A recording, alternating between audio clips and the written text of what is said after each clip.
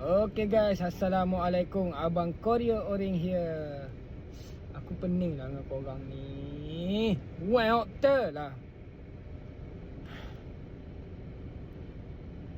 Aku macam biasa guys, macam biasa. Kalau nak hantar barang kan, barang COD, aku akan hantar WhatsApp kat customer awal-awal tau. Macam kalau aku duduk kat taman ni, okay, aku akan hantar WhatsApp. Bermakna kalau customer terima WhatsApp aku, bermakna aku dalam kawasan dia, taman dia. Ada seorang musibat ni yang jenis wan dia hitam ni.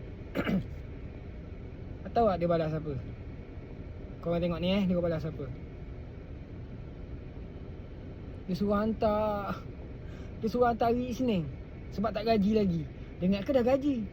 Alah, musibat betul lah. Ni orang cakap wan hitam ni. Engkau bang, kalau tak gaji lagi jangan order barang lagi bang. Kau dah menyusahkan hidup aku kan. Kau dah menyusahkan hidup seller, kau dah merugikan seller. Kau faham tak? Aduh, aku tak faham ada jenis manusia macam ni. Tak ada duit tapi order barang. Aduh, senang dia cakap, oh saya ingat ke barang ni sampai hari Isnin. Aduh. Hai, korang ni lah. Hai. Wow, tu.